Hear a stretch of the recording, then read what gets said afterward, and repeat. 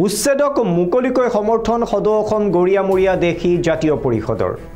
নমস্কাৰ, আপোনালোকে চাবলৈ আৰম্ভ কৰিছে নিউজ ডেস্ক ৰিপৰ্ট। ষ্টুডিঅ'ত মই নৱজিত ডেকা লৈ আহিছোঁ এটি গুৰুত্বপূৰ্ণ খবৰ। উচ্ছেদক মুকলিকৈ সমৰ্থন কৰিছে সদৌ গৰিয়ামৰীয়া দেখি জাতীয় পৰিষদে। চৰকাৰী ভূমিৰ পৰা অবৈধ বেদখলকাৰীক উচ্ছেদ কৰা কাৰ্যক সমৰ্থন জনালে সংগঠনটোৱে। আমছু আৰু নেমছুক তীব্ৰ ভাষাৰে সমালোচনা সংগঠনটোৰ। আমছু আৰু নেমছুৰ লগত আমাৰ কোনো সম্পৰ্ক নাই বুলি উল্লেখ কৰে সংগঠনটোৰ সভাপতি নুৰুল হকে। অৱশ্যে উচ্ছেদিত খিলঞ্জীয়াক তৎকালে সংস্থাপনৰ দিহা কৰাৰ আহ্বান চৰকাৰলৈ।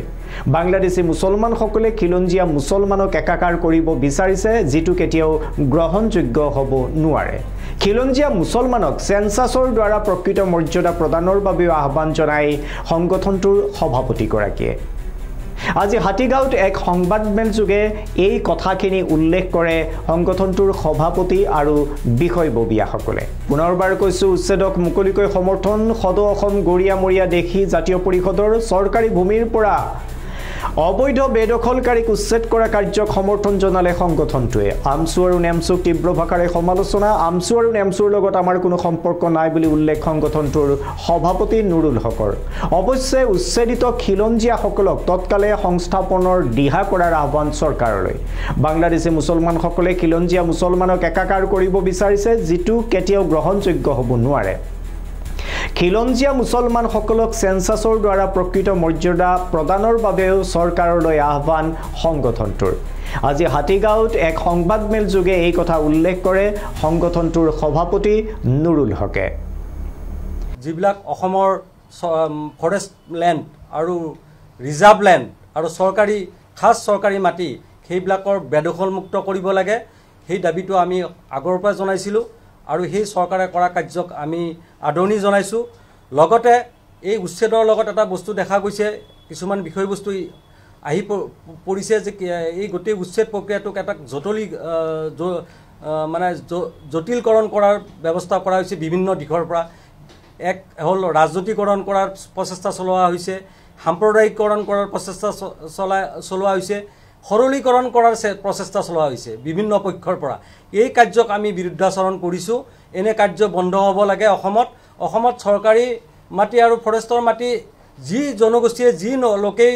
দখল কৰি আছে, সকলো বেদখলমুক্ত হোৱাটো আমি দাবী জনাইছোঁ আৰু আমি আহ্বান জনাইছোঁ চৰকাৰক। ইয়াত কোনো জাতি ধৰ্ম বা সম্প্ৰদায়ৰ কথা নাই, কিন্তু এটা কথা ঠিক যে খিলঞ্জীয়াৰ ক্ষেত্ৰত এক বিশেষ ব্যৱস্থা গ্ৰহণ কৰি যদি খিলঞ্জীয়া লোকে চৰকাৰী মাটি বা ফৰেষ্টৰ মাটিত বহি আছে আৰু আমি যেতিয়া এই বেদখল উচ্ছেদ হ'ল, তেতিয়া আমি দেখিছোঁ যে লাখ লাখ প্ৰব্ৰজিত মুছলমানেহে মাটি দখল কৰিছে। তাত খিলঞ্জীয়া গৰিয়ামৰীয়া ডিচি বা জোলাসকলৰ সংখ্যা বহুত কম। গতিকে এই যিসকল কম, এই খিলঞ্জীয়া ভূমিপুত্ৰ গৰিয়ামৰীয়া ডিচিসকল, যেনে আজি আপোনাৰ যদি লক্ষ্য কৰা দেখা যায় যে লখিমপুৰত আমাৰ কিছু সংখ্যক গৰিয়া লোক উচ্ছেদ কৰা হৈছে। ঠিক একেদৰে আপোনাৰ ধুবুৰী আৰু গোৱালপাৰাত খুব কম সংখ্যক দেশী লোক উচ্ছেদ কৰা হৈছে। গতিকে আমাৰ মানুহে কেতিয়াও অগ্ৰাহন কৰা নাই ফৰেষ্টৰ লেণ্ড আৰু চৰকাৰী ভূমি। যি দুই চাৰি ঘৰ ব্যক্তি আছে, তেওঁলোকৰ ক'তো মাটি নাই, তেওঁলোকৰ আৰ্থিকভাৱে জুৰুলা, তেওঁলোকে সেই মাটিত কোনো ব্যৱসায় কৰা নাই, সেই মাটিত কোনো খেতি কৰা নাই, অকল থকাৰ কাৰণে অলপ মাটিত তেওঁলোকে বাস কৰি আছিল। আমি যি আমাৰ ৰিপৰ্ট মতে আমি যি পৰ্যবেক্ষণ কৰিলোঁ, আমি যি ছাইডত সেইবিলাক অঞ্চলত গৈ দেখিলোঁ। গতিকে চৰকাৰক আমি দাবী জনাওঁ, যিসকল এই খুব কম সংখ্যক গৰিয়ামৰীয়া ডিচিসকলক উচ্ছেদ কৰা হ'ল, তেওঁলোকক অনতিপলমে অতি অলপ সময় দেৰি নকৰাকৈ তেওঁলোকক সংস্থাপনৰ ব্যৱস্থা কৰিব লাগে আৰু মাটিৰ পট্টা দিব লাগে, তেওঁলোকক চৰকাৰীভাৱে ক্ষতিপূৰণ দিয়াৰ ব্যৱস্থা কৰিব লাগে। লগতে আজি দেখা গৈছে যে এই প্ৰব্ৰজিত মুছলমানসকলৰ উচ্ছেদক লৈ বিভিন্ন ধৰণৰ সাম্প্ৰদায়িক ৰাজনীতি হৈছে, বিভিন্ন ধৰণৰ সৰলীকৰণৰ ৰাজনীতি হৈছে। তাত খিলঞ্জীয়া গৰিয়ামৰীয়া ডিচিসকলকো একেদৰে বদনামী হৈ পৰিছে। এইসকল লোক আজি অস্তিত্ব সংকটত ভুগিব লগাইছে। কিহৰ কাৰণে? যিটো চৰকাৰক আমি দাবী জনাইছোঁ যে খিলঞ্জীয়া গৰিয়ামৰীয়া ডিচিসকলৰ জোলাসকলৰ চেঞ্চাছ হ'ব লাগে, সুকীয়াকৈ চেঞ্চাছ হ'ব লাগে। গৰিয়া কোন, মৰিয়া কোন, দেশী কোন, জোলা কোন, সেইবিলাক চেঞ্চাছ কৰি উলিয়াব লাগে। চৰকাৰে তাৰ ক্ষেত্ৰত যি ধৰণৰ ব্যৱস্থা লৈছিলে, সেই ব্যৱস্থা কিন্তু তেওঁলোকে আজিলৈকে সেই ব্যৱস্থা তৎকালীনভাৱে ব্যৱস্থা গ্ৰহণ নকৰাৰ কাৰণে আজি এই অৱস্থাত ভুগিব লগা হৈছে চৰকাৰে সদায় সেন্সাস কৰিম বুলি কৈছে কিন্তু সেন্সাসৰ কোনো কাম আগবঢ়া নাই গতিকে চৰকাৰৰ ওচৰত আমি দাবী জনাইছো এক নম্বৰ হল বৈষম্যমূলক অকল ধৰ্মটো ইছলাম হোৱাৰ কাৰণে গৰিয়ামৰীয়া দেশীসকলক যাতে সাম্প্ৰদায়িক দৃষ্টিকোণত নাচায় গৰিয়ামৰীয়া দেশীসকলৰ কাৰণে সুকীয়া জৰীপ আৰু ভূমিপুত্ৰৰ অন্যান্য জাতি জনগোষ্ঠীৰ লোক যি ধৰণৰ সা সুবিধা দিছে সেই সা সুবিধাবিলাক গৰিয়ামৰীয়া দেশীসকলক দিব লাগে দ্বিতীয়তে আমি কৈছোঁ যে আজি দেখা গৈছে যে এই যিবিলাক প্ৰৱজিত মুছলমানৰ হয় মাত মাতা সংগঠন বিভিন্ন ধৰণৰ সংগঠন আছে মুছা হওক কিবা কিবি সংগঠন আছে তেওঁলোকে কৈছে বাৰেবতি কৈ থাকে যে লাখ লাখ মুছলমান ওলাই আহিব ক'ত লাখ লাখ মুছলমান আহিব কোনবিলাক ওলাই আহিব চৰকাৰী মাটি বেদখল কৰিব তাৰ পিছত লাখ লাখ মুছলমান লৈ আহ্বান জনাব এটা সাম্প্ৰদায়িক ৰাজনীতি অসমত এক পৰিৱেশ বিনষ্ট কৰাৰ পৰিৱেশ সৃষ্টি কৰিছে সাম্প্ৰদায়িক এটা ৰাজনীতিৰ সাম্প্ৰদায়িক পৰিৱেশ এটা সৃষ্টি কৰাৰ ষড়যন্ত্ৰ কৰিছে এই ৰাজনীতি বন্ধ হ'ব লাগে এই ষড়যন্ত্ৰ বন্ধ হ'ব লাগে গতিকে আমি দাবী জনাইছোঁ আমি সদায় খিলঞ্জীয়াৰ পক্ষত আছোঁ আমি গৰিয়ামৰীয়া দেশীসকলে সদায় খিলঞ্জীয়াৰ পক্ষত আছোঁ আৰু পক্ষত থাকিম এই সাম্প্ৰদায়িক ৰাজনীতি বন্ধ হ'ব লাগে যি ফালৰ পৰাই হওক প্ৰতিটো জাতি জনগোষ্ঠীয়ে একেলগে আমি জীয়াইছোঁ জীয়াই থাকিম আমি সকলোৱে একেলগে আছিলোঁ একেলগে থাকিম গতিকে এই ৰাজনীতি যিটো একেলগে সকলো লাখ লাখ মুছলমান ওলাই আহিব এই কথাবিলাক কৈ গৰিয়ামৰীয়া দেশীসকলক যাতে উচতাই দিয়া নহয় মুছলমানৰ নামত সাম্প্ৰদায়িকৰণ কৰা নহয় মুছলমানৰ আৱেগ ঢালি যাতে এইসকল লোকক আমাৰ লোকসকলে যাতে তেওঁলোকৰ ষড়যন্ত্ৰৰ ভলিত বুৰি নিদিয়ে সেই কাৰণে আমি চৰকাৰ মানে সেইসকল মানুহৰ পৰা আঁতৰি থাকিবৰ বাবে আমাৰ লোকসকলক আহ্বান জনাইছোঁ দ্বিতীয়তে আজি চাওক এই যি উচ্ছিদিত লোকসকলৰ প্ৰতি আমাৰ সমবেদনা আছে নথকা নহয় তেওঁলোকৰ সৰু সৰু বাচ্চা আছে কিবা আছে এইবিলাক সব দৃষ্টিভংগী আছে কিন্তু সেইসকলক লৈ ৰাজনীতি কৰা এই নেতাবোৰ এই চৰকাৰৰ পৃষ্ঠপোষকত MLA বোলেকে অতদিন কি কৰি আছিল তেওঁলোকে যে চৰকাৰী মাটিত বহি আছিল এদিন যে উচ্ছেদ হ'ব লাগিব তাৰ ব্যৱস্থাটো আগতীয়াকৈ কিয় লোৱা হোৱা নাছিল সেইসকলৰ ক্ষেত্ৰত তেওঁলোকে কোনোদিন মাত মাতা নাই আজি তেওঁলোকে বিভিন্ন ধৰণৰ আশ্ৰয় শিবিৰত থাকিব লাগিছে তেওঁলোকৰ ক্ষেত্ৰত তেওঁলোকে কি ব্যৱস্থা কৰিছে বাস্তৱিকভাৱে তেওঁলোকে কোনো ধৰণৰ ব্যৱস্থা লোৱা নাই গতিকে সেইবিলাক এটা ৰাজনীতিকৰণ কৰা হৈছে মুছলমানক লৈ ৰাজনীতি কৰাৰ এক ইলেকশ্যন আহি আছে চেষ্টা চলাইছে মই বিচাৰোঁ যে কোনো পক্ষই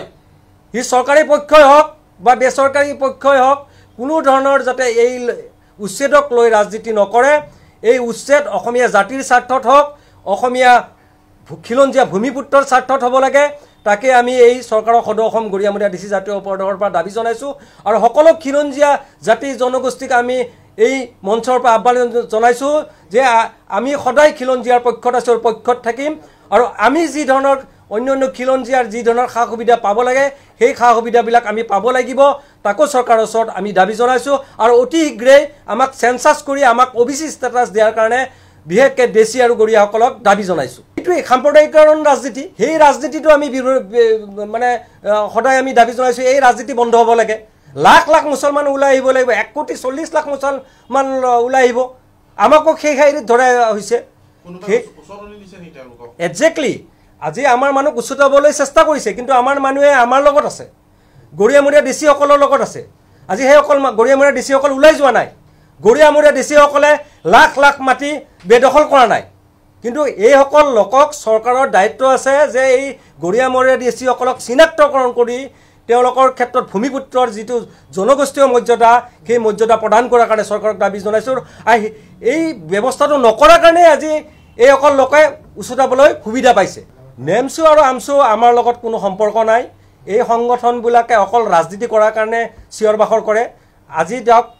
উচ্ছেদ হোৱাৰ আগতে তেওঁলোকে কি কৰিছিল উচ্ছেদ হোৱাৰ সময়ত তেওঁলোকে দিল্লীত প্ৰচেছন কৰিছে দিল্লীত ধৰ্ণা দিছে ক'ৰবাত ধৰ্ণা দিছে কিন্তু তেওঁলোকে এই মানুহখিনিৰ আজি স্বাধীনতাৰ পিছত তেওঁলোকৰ 30টা 40টা MLA থাকে আমাৰ এজনো MLA নাই কি কাৰণত ৰাজনৈতিকভাৱে তেওঁলোকৰ কংগ্ৰেছ চৰকাৰ থাকিল তেওঁলোকৰ AGP চৰকাৰ থাকিল BJP চৰকাৰ দিনতে তেওঁলোকে MLA হৈছে কি কাৰণত তেওঁলোকে চৰকাৰক হেঁচা প্ৰয়োগ কৰি এই মানুহখিনিৰ সমস্যা সমাধান নকৰিলে কিন্তু আজি আমাৰ MLA এজনো নাই আজি আমাৰ অস্তিত্বহীন ৰাজনৈতিকভাৱে আজি আমাৰ হৈ মাত মাতা এটা সংগঠন নাই আজি আমি ক'লে আমি মুছলমানৰ মাজত বিভাজন কৰা বুলি কয় দেখিছে আপোনালোকে ফেচবুকত কোনোবাই লিখিছে গৰিয়ামৰীয়া দেশী কোনোবা এজনে কালি প্ৰেছ কনফাৰেন্স দিছে আমাৰ এই উন্নয়ন পৰিষদৰ চেয়াৰমেনজনে তাত বিভিন্ন ধৰণৰ কথা লিখা হৈছে যে এই কথাবিলাকে বুজাইছে যে এক মুছলমান হিচাপে একত্ৰীকৰণ যিটো ষড়যন্ত্ৰ কৰিছে সেই ষড়যন্ত্ৰত আমি ভৰি নিদিওঁ আমাৰ দাবী সদায় চৰকাৰৰ লগত থাকিব আমি সদায় চৰকাৰৰ লগত দাবী জনাম যুদ্ধ কৰিম সংগ্ৰাম কৰিম যে গৰিয়া মৰিয়া দেশীসকলৰ ক্ষেত্ৰত সুকীয়া ব্যৱস্থা হ'ব লাগিব এতিয়াৰ বাতৰিৰ পৰা মই নৱজিত ডেকা বিদায় লৈছোঁ আপোনালোকে চাই থাকিব শুদ্ধ আৰু বিস্তৃত বাতৰিৰ বাবে নিউজ ডেস্ক ৰিপৰ্ট